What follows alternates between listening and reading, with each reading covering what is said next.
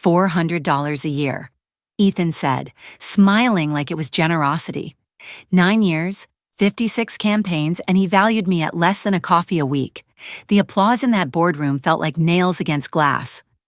I didn't argue. I just nodded, already planning my exit. What Ethan didn't know was that his signature on a dusty old contract would soon cost him everything he thought he owned. The applause hit me before his words did. $400 a year, Ethan Cole announced, grinning at the room like he'd handed me a crown instead of an insult. My name still hung on the presentation slide, Senior Creative Director, Horizon Media Group, while my pulse hammered in my ears. I'd led every major campaign that kept this agency alive during the worst quarter on record. And now, under the soft hum of fluorescent lights and fake smiles, my reward was $8 a week. Ethan leaned on the conference table, voice smooth as glass. In times like these, gratitude separates leaders from complainers, he said. A few people chuckled nervously, afraid to look at me. I smiled because it was that or break. I thanked him for the opportunity, words cutting my throat as they left my mouth. His assistant slid the cream envelope toward me, embossed with my name like a gift. I didn't open it. I didn't need to. My worth had already been calculated, minimized, and stamped for approval. When the meeting ended, Ethan stopped me at the door, lowering his voice so only I could hear. "If this place no longer meets your ambitions, Virginia," he said, his tone silky and sharp, "you're free to find somewhere that does." I walked out, holding the envelope like a shard of glass. Rage burned through humiliation, steady and clean. He thought he'd ended the conversation. He had no idea I was just beginning it. By the next morning, the silence had already started. No more casual hellos in the hallway, no more morning coffee banter. My inbox was oddly empty except for a company-wide memo about budget realignments and a polite reminder to log overtime hours only with manager approval. My name, once on every client thread, vanished overnight. When I passed the creative bay, the new junior art lead, Ethan's recent hire, was presenting my campaign concept, word for word, to the client liaison team. The same pitch I'd spent nights refining, now stamped with someone else's name.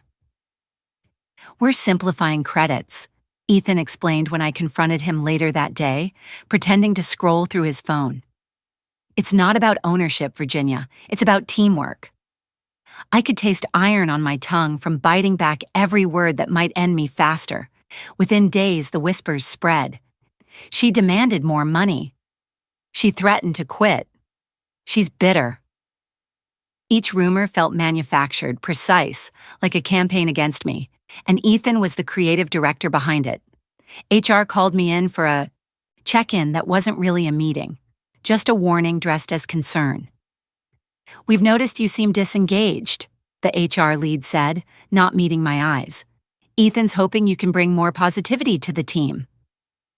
I nodded, smiling like I hadn't been gutted. Outside the glass wall, my team avoided looking in. I wasn't invisible. I was radioactive.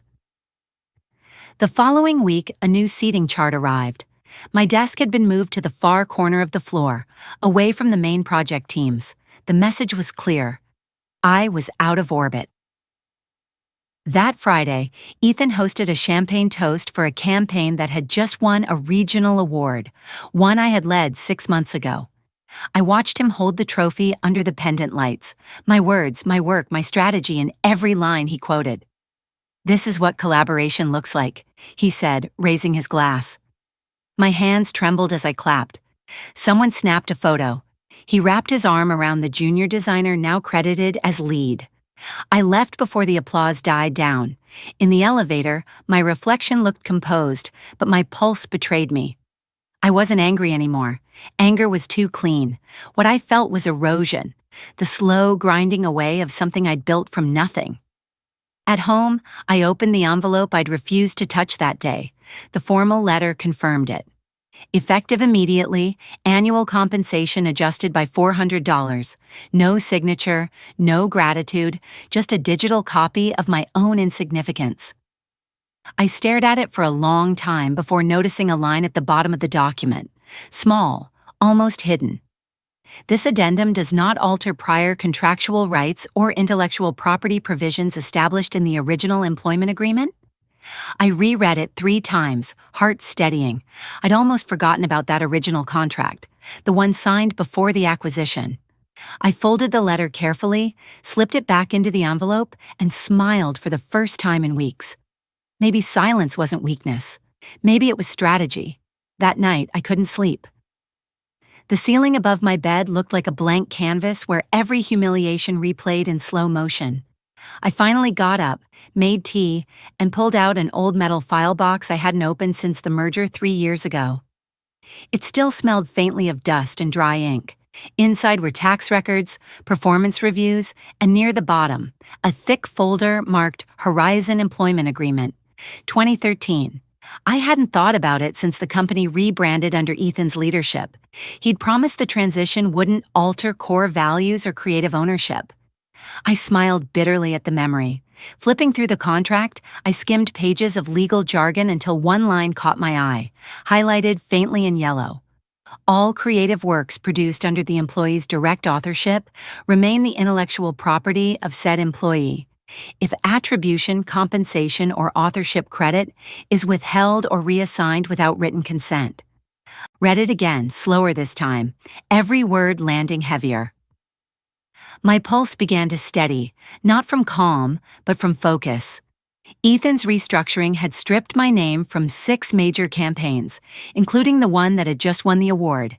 That meant every print, every slogan, every visual filed under those campaigns legally belonged to me. The realization felt electric. I wasn't powerless. I'd been holding the detonator the entire time. My phone buzzed, an email from the awards committee congratulating the creative team on its win.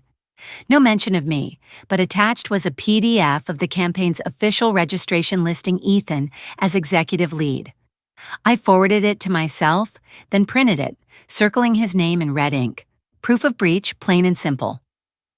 I spent the next hour pulling every internal email where I'd presented concept drafts, time-stamped files showing authorship, and meeting notes where Ethan had approved my creative direction.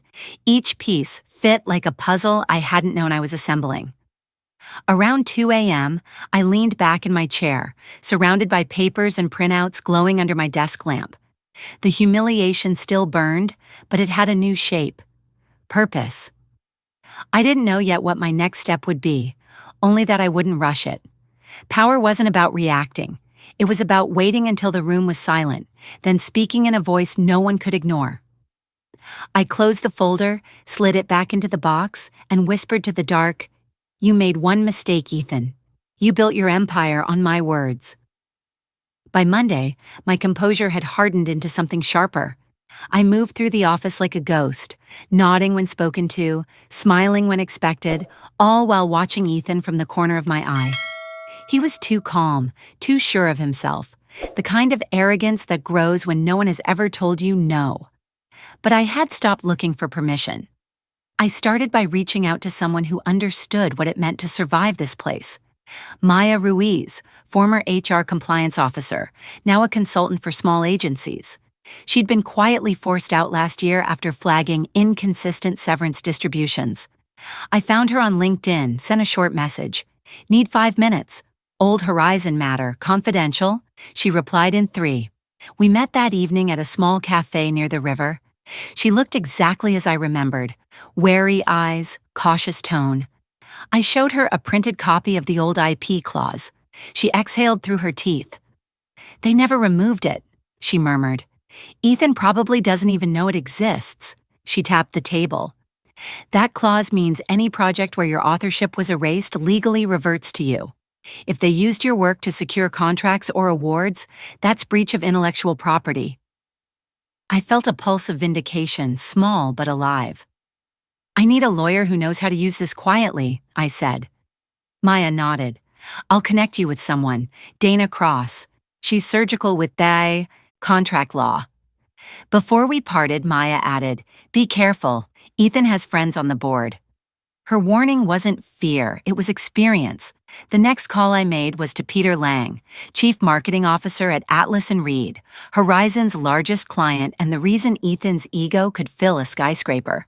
Peter had always respected me, trusted me to manage his brand's image when Horizon botched deadlines. Peter, I said, keeping my voice steady, you should know that your current ad campaign uses materials that belong to me, not Horizon. A pause. You're telling me they used your work without license? Yes, I said, and I can prove it. Another pause, then a low chuckle. Virginia, send me what you have. Off the record. I'll keep it quiet, for now. That night, I sent him the marked files, timestamps, and the clause. The response came within hours. I've seen enough. If this breaks, we're pulling the contract. That single sentence was worth more than any raise. It was leverage. Finally, I called Dana Cross, the lawyer Maya had recommended. She spoke with a calm precision that felt like armor. We'll let them hang themselves, she said after reviewing my evidence. We document everything, wait for a misstep, then file breach notice and IP claim simultaneously. But timing is key. When's your next review? Friday, I answered. Perfect, Dana said. You won't resign. You'll let them trigger your clause for you. I ended the call, sitting alone in my apartment, papers spread like battle plans. Outside, the city glowed against the glass. Indifferent, loud, alive. I whispered the plan back to myself, memorizing every step. They'd taken my name, my credit, my dignity, but in 5 days, they'd give me back something far greater, the truth, signed in their own ink. The week unfolded like a slow, quiet countdown. I came in early, stayed late, moved carefully, left no digital footprints that could warn Ethan of what was coming. Every email I sent was deliberate, every smile measured. He thought I was retreating, accepting my place in the corner, exactly what I needed him to believe. On Tuesday, HR sent me an alignment session request.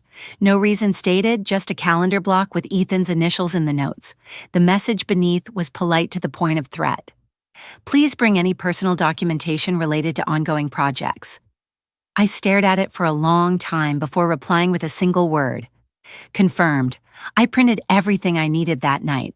The IP clause, authorship proofs, my creative concept timestamps, even internal emails where Ethan explicitly approved my drafts. Dana had been right. Timing was everything. She guided me through each move like a chess master.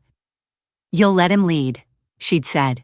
He'll push you toward resignation so it looks voluntary. Don't flinch. Just nod, agree, and wait. By Wednesday, the atmosphere at Horizon felt thicker, heavier. People whispered when I walked by, not out of gossip now, but uncertainty. Something had shifted. Ethan passed my desk twice that day without speaking, his silence colder than any confrontation. I could almost feel him calculating when to strike. Thursday night, Dana called to finalize the plan. You'll start by confirming you're still working on those campaigns. Let him say they'll be reassigned. When he does, that's the trigger. He'll have just admitted to unauthorized attribution transfer. You'll have it in writing before the hour's over.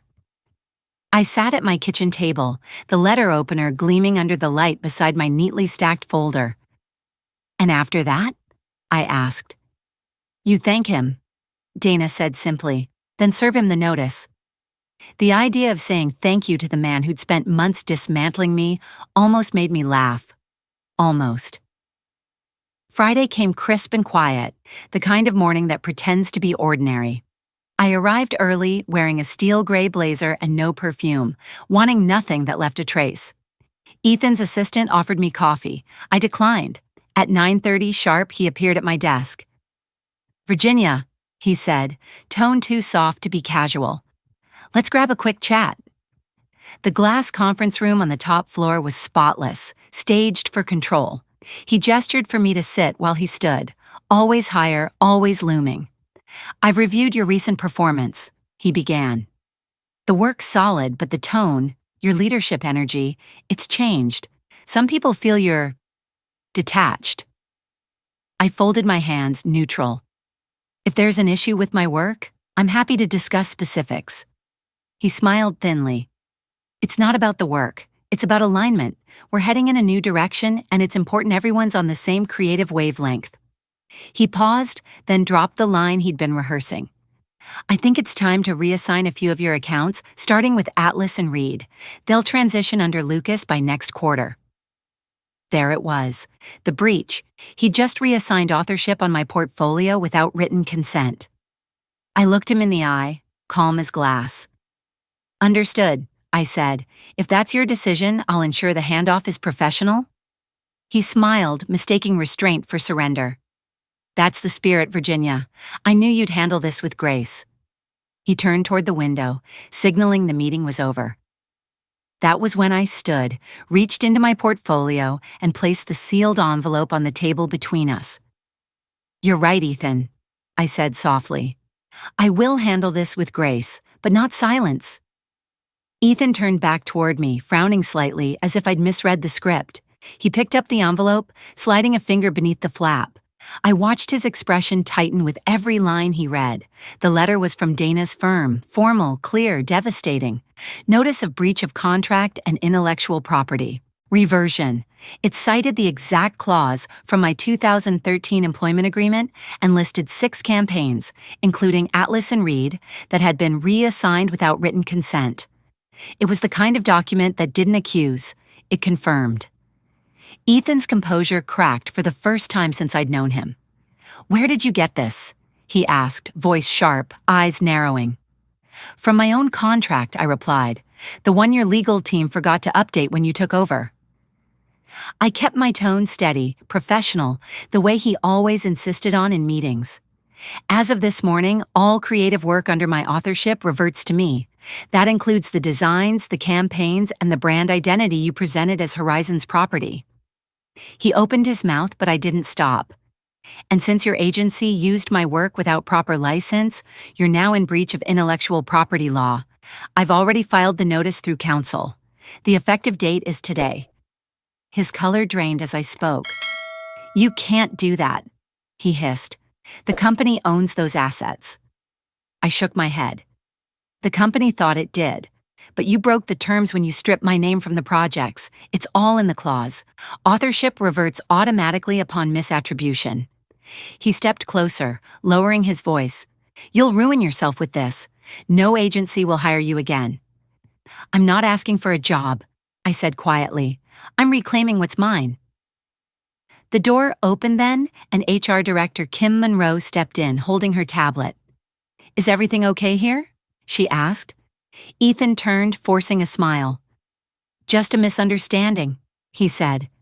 I gestured toward the letter. You might want to forward that to legal before the client does. Her eyes flicked over the heading and she froze. Oh. She backed out of the room without another word. I could see the panic ripple through Ethan's body. He paced to the window, tapping his pen against the glass. You don't understand what you've done, he said, his voice lower now, almost pleading. Atlas and Reed's renewal goes live Monday. You're jeopardizing an $8 million account. No, I said. You did that when you used my work without rights. I picked up my folder, sliding it neatly into my bag. I already spoke to Peter Lang. He's seen the documents. He agrees those campaigns belong to me. The renewal contract will be between Atlas and Reed and me, personally. He spun around. You went to the client? I went to the truth, I said simply. His hand hit the table, hard enough to rattle the coffee mug beside him. You think you can destroy this agency? I met his stare. I don't have to. You signed that clause yourself when you approved my promotion years ago. His lips parted as the realization landed. He'd authorized my contract without reading the fine print. Outside the glass walls, I could see movement. Kim was talking to someone from finance, her face pale. A few heads turned toward our room, whispers spreading.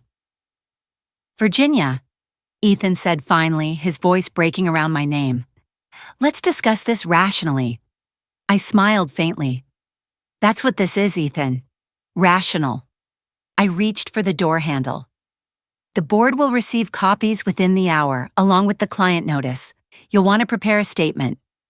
You'll regret this, he said, almost whispering now. No, I replied. You will. You just lost every campaign built on my work. And by Monday morning, you'll have to explain to the board why their biggest client's intellectual property walked out the door with me, legally. I stepped into the hallway, the door clicking softly behind me. The sound felt final, like a gavel. My heels echoed across the tile as I walked past the stunned faces. I didn't look back. Power wasn't loud. It was the silence that followed when someone finally realized you were never theirs to control.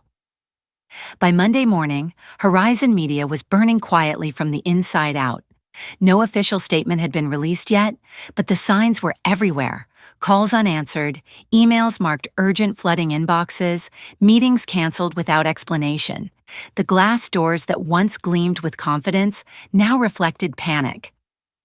I arrived only to collect my remaining belongings, but the tension hit me before the elevator doors even opened. Two executives stood in the lobby whispering, their eyes flicking up as I passed. The digital ticker behind reception no longer looped Horizon's new campaign reel. It displayed a blank blue screen, a silent confession that something vital had been lost. Upstairs, Ethan's office door was shut, blinds drawn. Through the frosted glass, I caught the silhouette of him pacing while 3 board members sat rigid across from him. The expression on the HR director's face when she walked out said everything. Horizon's biggest client had formally withdrawn their contract, citing breach of creative ownership. Peter Lang's signature was on the statement. The news hit internal chat within minutes. Some people gasped, others went pale, but no one spoke my name out loud. They didn't have to. Everyone knew. Ethan emerged 10 minutes later, no tie, color drained from his face. He looked smaller, deflated. He glanced at me but didn't say a word. For once, the silence between us wasn't power, it was consequence. As I packed the last of my notebooks and small sketches into my bag, a junior designer approached hesitantly. "Is it true?" she asked softly. "That you owned it all?" I paused, meeting her uncertain eyes. "No," I said quietly. "I just remembered to read what I signed." She nodded, absorbing the lesson better than any workshop could teach it. On my way out, the security guard who'd seen me arrive before dawn for years gave a small salute. "You did good, Miss Hart," he said. I smiled back. Outside, the Chicago air was brisk and clean, the sky impossibly wide. Cars streamed past, the city moving as if nothing monumental had happened inside that glass tower. But I knew better. Behind me, Horizon's empire was collapsing not from sabotage, but from arrogance. They'd built everything on stolen credit, and I'd simply reclaimed what was already mine. As I walked toward the street corner, the morning light caught the silver lettering on my portfolio. For the first time, my name looked exactly where it belonged, front and center. 6 months later, the plaque on my new office door read, Hart Studio, black lettering against brushed steel. The space was small but alive, music low, sketches pinned to every wall, the smell of coffee and marker ink mingling like possibility. The first client meeting of the day was with Atlas and Reed, now our longest partner. Peter Lang shook my hand with the same warmth he'd shown on the worst night of my career. "You've built something real here, Virginia," he said. I smiled. That was always the plan. After he left, I stood by the window overlooking the river, watching the sun glint off the buildings that once represented everything I thought I needed to prove myself to. My phone buzzed, an alert from an industry site. Ethan Cole steps down from Horizon Media amid board restructuring. No scandal headline, no drama, just a quiet erasure, the way he'd tried to erase me. I turned off the screen and slipped the phone away. Some victories didn't need witnesses. Later that evening, I locked the office and walked home through the fall air, the city lights stretching across the water like gold threads. Freedom didn't roar. It breathed. It felt like the space to build something that couldn't be taken away. I thought of every woman still sitting in that glass conference room, smiling through condescension, swallowing pride for the sake of survival. My voice was calm but certain as I whispered into the night. They taught me to stay silent. I taught myself to own the story. I used to believe that patience and loyalty spoke for themselves, that if I just kept my head down, worked hard, and waited my turn, the right people would notice. They noticed all right. but only long enough to use my work and move on. What happened at Horizon didn't just bruise my pride. It cost me years of sleep, weekends with my daughter, and faith in the idea that good effort protects you from bad leadership. I gave that company everything except permission to break me, and even then they tried. But here's the truth I learned the hard way. Silence is expensive. Every time you swallow an insult, every time you play nice after being diminished, you pay in pieces of yourself you'll never get back. My hidden strength wasn't anger, it was record-keeping. Every file I saved, every time-stamped email, every clause I bothered to read became a form of quiet armor. Preparation isn't paranoia, it's protection. People like Ethan thrive on assuming you're too trusting or too tired to check the fine print. They mistake composure for weakness until it's too late to save themselves. I still carry that contract clause in my desk drawer, not as revenge memorabilia, but as proof that patience, when paired with precision, can be lethal. If you're working under someone who calls humiliation motivation, remember this. They can't weaponize what you've already documented. You don't need to fight loud, you need to fight smart. How to get started today. Keep a private log of your work, wins, and communications. Read every clause in your contract. Highlight what others ignore. Save emails that show authorship or approvals. Never react in anger. Respond in writing with facts. Treat your professionalism as a record, not a performance. Have you ever stayed quiet too long at work, then realized the silence cost you more than speaking up would have?